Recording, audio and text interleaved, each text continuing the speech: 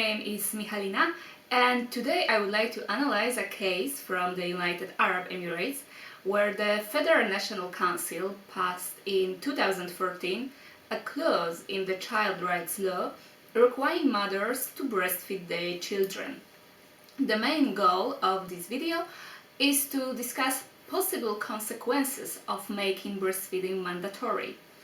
Additionally, I would like to present the Qur'an's stance on breastfeeding and, more interestingly, what was the reaction of Emirati women to the breastfeeding clause.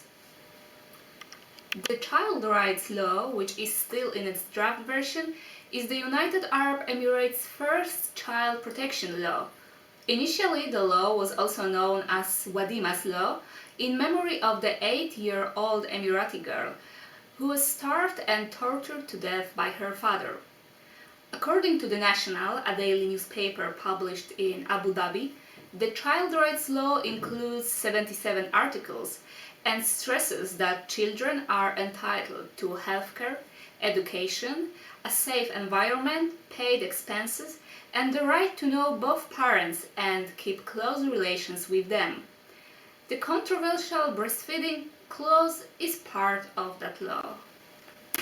However, I wasn't able to obtain an access to the full text of the child rights law draft, and therefore in this video I will have to rely solely on press reports on the matter at hand. More interestingly, it seems that the breastfeeding clause stirred more controversies in English language than in Arabic language media, and as a result, during my research, I managed to find only a handful of articles published in Arabic on the subject of mandatory breastfeeding in the United Arab Emirates. According to the members of the Federal National Council, cited by the national newspaper in January 2014, mothers would be required to breastfeed their newborn children up to the age of 2. One could ask why the Emirati legislators decided to make breastfeeding mandatory for 2 years. The answer is simple. According to the Qur'an, and specifically to Surah Al-Baqarah, mothers shall breastfeed their children for 2 whole years, for those who wish to complete the term. Interestingly enough, the World Health Organization also recommends breastfeeding along with appropriate complementary foods up to 2 years of age or beyond. Although one of the Federal National Council members stated that the breastfeeding clause is all about what is best for the child, I would like to know whether the clause is at the same time all about what is best for the mother. The first problem arising from the mandatory breastfeeding law is how to interpret the Arabic term for breastfeeding, namely rida, used in the clause, since as expressed by some members of the Federal National Council, although the term used in the law, rida, implied breastfeeding, it actually meant all forms of feeding. In my opinion, members of the Federal National Council should clarify on this one, since leaving things like they are may open the door to countless interpretations of the new law in the future.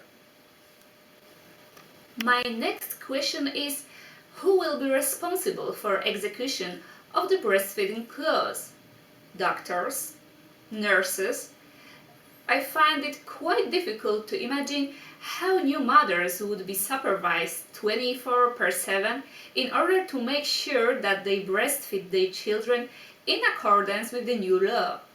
Could a husband or other family member sue a new mother who refuses to breastfeed for different than medical reasons? And, ultimately, what sort of punishment will be imposed on these mothers who actually withhold from breastfeeding? Another issue that makes the breastfeeding clause quite problematic, this time from the legal point of view, is that it clashes with other laws, as it was pointed out by Mariam Al-Rumi, the Minister of Social Affairs. According to the information provided by the Ministry of Higher Education and Scientific Research, working women are currently allowed to 2 hours per day to breastfeed their newborn children for 4 months. In that regard, my question is, what will happen to working women and their breastfeeding privileges once the new law is enforced? Will legislators adjust the already existing labor law in order to meet new breastfeeding requirements imposed on women by the Child Rights Law? Will working women be allowed to 2 hours per day to breastfeed their babies up to the age of 2? Who will cover the cost of female employees leaving their workplace every day for 2 hours for up to 2 years in order to breastfeed their children? Another interesting question is, what about these women who, for various reasons, will not be able to breastfeed their newborn children? Will they be required to hire wet nurses? This option actually is allowed by the Qur'an, which states in Surah Al-Baqarah again that if you wish to have your children nursed by a substitute, there is no blame upon you, as long as you give payment according to what is acceptable. The thing is that probably not all women would be happy to have their babies breastfed by a stranger, and they would rather prefer to feed them with formula instead. Another problem is who would pay the cost of hiring a wet nurse to breastfeed a baby for even 2 years? The state or families themselves? In that regard, let's also remember about the Islamic phenomenon of milk brothers and milk sisters and all legal consequences related to this particular belief. I could ask an endless string of questions regarding the breastfeeding clause in the Children's Rights Law, but I'm not the only one having doubts here. According to Aliyazia Al-Duhaim, an Emirati student at University College London, who conducted a survey intended for Emiratis and expatriates in order to assess the knowledge of the draft law and child rights in the United Arab Emirates, many of her respondents are against plans to make breastfeeding mandatory.